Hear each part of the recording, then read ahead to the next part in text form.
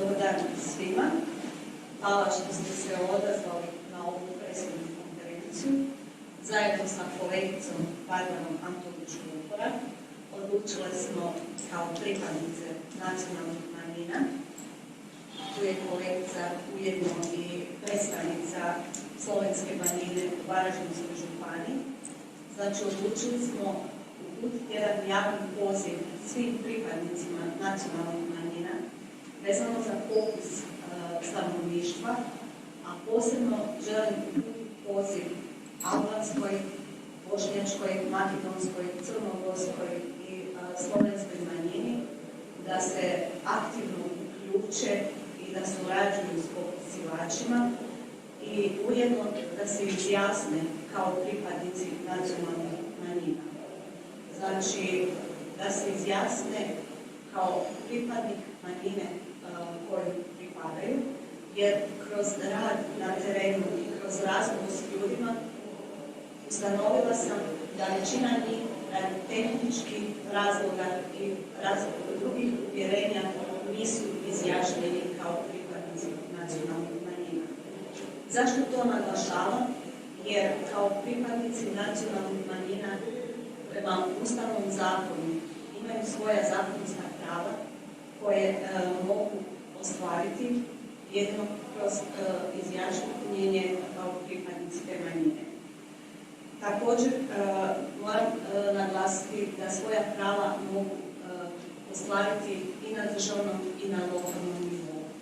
Tijekom mog rada shvatila sam da pripadnici manjina koje ja zastupam raspršeni su po cijeloj Hrvatskoj te ne mogu ostvariti neka svoja osnovna prava.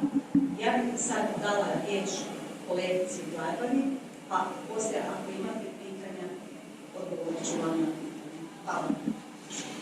Prije svega, doista kao zastupnica svih malih manjina, hvala ti na podršci što danas imam priliku kao Slovenka u Hrvatskom saboru i kao predstavnica slovenske nacionalne manjine, isto tako izraziti zabrinutost što kao mala manjina zapravo u popisu stanovništva u odgovoru na broj 17 ovise prava koje će pripadnici tih malih manjina zadržati.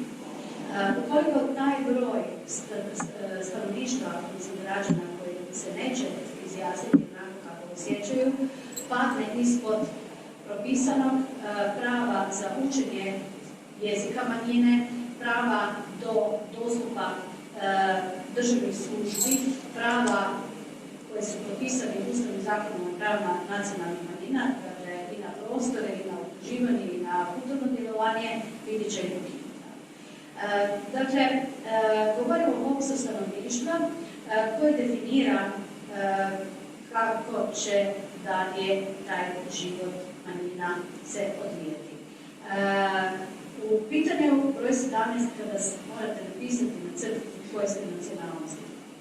Dakle, u tom pitanju nije potrebno navoditi nikakve dokaze, nikakve razloge zbog čega se tako osjećate.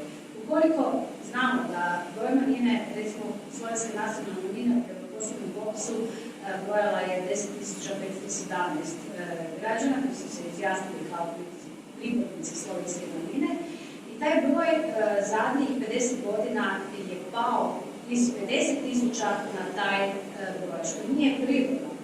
Prirodni odlijek, dakle, ljudi su se samo inicijativno odlučivali drugačije, dakle, kada su se dvije države osamostalile, konkretno slovenska manjina morala je tražiti i svoje, pripadnici morali su tražiti i svoje državljanstvo. Kada je pitanje državljanstva i nacionalnosti, često ljudi nisu imali osjećaj dovoljne informacije kakva je razlika između jednog i drugog. Dakle, državljanstvo mora dokazivati papirima, nacionalnost osjećaj. A kada govorimo o mješovitim brakovima, s obzirom da na stvarno ugrožen broj i opstojnost svih tih manjina, apeliram na sve iz mješovitih brakova da razmisle kome sad više treba pomoć. I doista taj osjećaj ko ti je bio baka, djed, otac, majka, teta, koga imaš od predaka i čiji identitet je u ovom trenutku potrebniji štititi, apeliram da to bude onaj koji je